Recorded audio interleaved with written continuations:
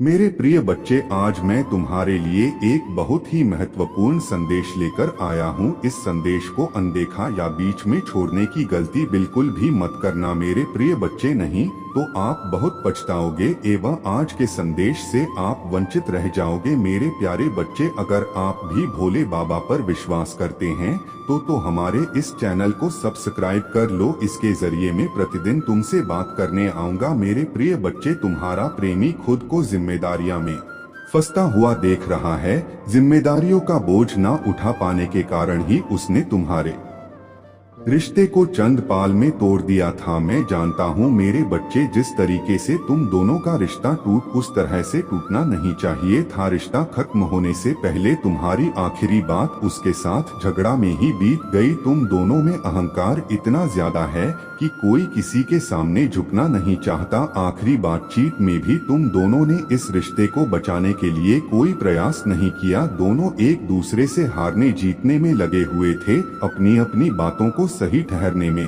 लगे हुए थे, जिस कारण यह रिश्ता कहीं खो गया है। तुम दोनों के गुस्से के कारण, एक दूसरे से नाराज होने के कारण जो अपने साथ में देखे थे वह सपना कभी भी सच में तब दिल नहीं हो पाया। यही सब सोकर तुम्हारा प्रेमी खुद को एक डर में खड़ा हुआ पा रहा है। यह वही डर है जो उसे बीते हुए कल के बारे में पुनर्विचार करने के लिए मजबूर कर रहा है। बीते हुए कल में उसने जो भी तुम्हें अच्छा बुरा कहा था, उन सब चीजों के बारे में वह फिर से विचार करने पर मजबूर हो गया है। उसने जो भी शब्द बोले थे वह सब कुछ एक डर बैंक उसके सामने खड़ा हुआ नजर आ रहा है। उसने जिन शब्दों का इस्तेमाल किया था वह सीधे तुम्हारे सीने में चुभी तुम्हारे दिल पर लगी थी।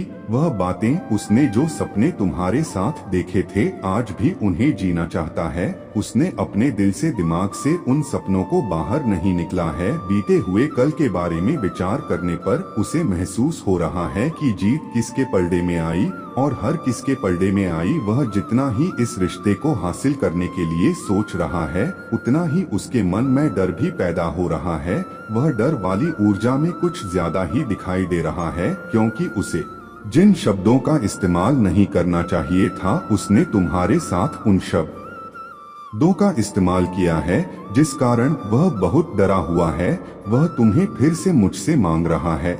लेकिन मेरे प्रिय बच्चे, कोई भी दुआ तभी असर करती है जब वह बिना किसी डर और शक के हो। तुम भी उसके कहे हुए आप शब्द को बहुत अधिक सोच रहे हो, इस कारण तुम गुस्से में हो और उसके पास वापस नहीं जाना चाहते। उसने तुम्हें बार बार दुख तकलीफ पहुंचाकर तुम दोनों के रिश्ते में एक दीवार खड़ी कर दी है। उसे दीवार को वह हर रोज दुआ मांगकर गिराना चाहता है, लेकिन अब वह चाह कर भी इस दीवार को गिरा नहीं पा रहा है, क्योंकि यह दीवार उसने वह खड़ी की है। दोनों एक दूसरे के साथ फिर से रहना चाहते हो, अपने सपनों को पूरा करना चाहते हो, लेकिन उस दीवार को गिराना नहीं चाहते और इस कारण तुम दोनों में ना चाहते हुए दूरियां बढ़ती ही जा रही है।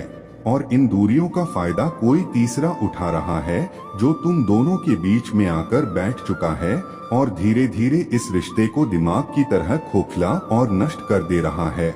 और इस रिश्ते की मरम्मत के लिए तुम्हें काफी नुकसान उठाना पड़ सकता है। इसलिए पहले कि तुम्हारा बहुत भारी नुकसान हो जाए, उसे अब जाने से रोक लो। उसका हाथ फिर से था लो। मैं जानता हूँ कि तुम दोनों में बहुत दिनों से बातचीत बंद है और एक दूसरे से नाराज होने के कारण कोई भी एक दूसरे से बात करने के लिए पहले नहीं करना चाहता। तुम दोनों एक दूसरे से यूं ही नाराज बैठोगे तो इस रिश्ते में किसी और का आ जाना और उसका फायदा उठाना तो तय है। मेरे प्रिय बच्चे, जब वह तुम्हारे दुख में तुम्हारे साथ नहीं हो सकता तो तुम्हारे सुख के बारे में पूछने का उसे कोई हक नहीं है कि तुम कैसे हो, कि हाल में हो और कहाँ हो। यह पूछने का हक अब खो चुका है। तुमने अपने बारे में खुली किताबों की भांति सब कुछ उसे बता दिया, जिस कारण तुम में उसकी रुचि धीरे धीरे कम होने लगी। मेरे प्रिय बच्चे, एक बार सदैव स्मरण रखो कि अपने बारे में सबको सब कुछ नहीं बता देना चाहिए। कुछ चीज खुद तक सीमित रखनी चाहिए। कितना भी करीबी हो उसे अपने जीवन की सारी बातें अब मत बताना। बोलो उतना ही जितना सामने वाला सुनना चाहे। यदि कोई तुम्हारी बातें नहीं सुनना चाहता तो उससे कहना बंद करो और जो सुनना चाहता है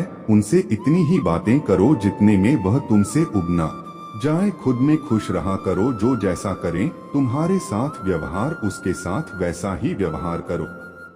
देखना जीवन तुम्हारे लिए सरल हो जाएगा। मैं इस बात से प्रसन्न हूँ कि अब तुम अपनी पुराने प्रेमी को भूल चुके हो और तुम्हें धीरे धीरे किसी और से प्रेम होने लगा है, और इस प्रेम ने तुम्हारी चेहरे पर फिर से मुस्कुराहट ला दी है और तुम खिलखिला के फिर से हंसने लगे हो। तुम्हारा दिन अब बीत जाता है, तुम्हें पता ही नहीं चलता, तुम इतने खुश रहने लगे हो। यह सब देखकर मुझे बहुत अच्छा लगता है। मेरे प्रिय बच्चे, तुम यूं ही मुस्कुराते रहो, इसलिए मैं तुम्हारे इस प्रेम को तुम्हारा जीवन साथी बना दूंगा, क्योंकि यह तुम्हारे योग्य है। मेरे प्रिय बच्चे, जो प्रेम तुम्हारे सुख पर मुस्कुराहट लेकर आए वही सच्चा प्रेम होता है और वह तुमसे सच्चा प्रेम करता है। मेरे प्रिय बच्चे, मैं कल फिर आऊंगा, प्रतीक्षा करना। यदि तुम कल भी मेरा संदेश सुनना चाहते हो तो कमेंट में अभी यश टाइप करो और साथ ही साथ हमारे इस चैनल को सब्सक्राइब कर लो। इसके जरिए मैं प्रतिदिन तुमसे बात करने आऊंगा। कल्याण हो तुम्हारा।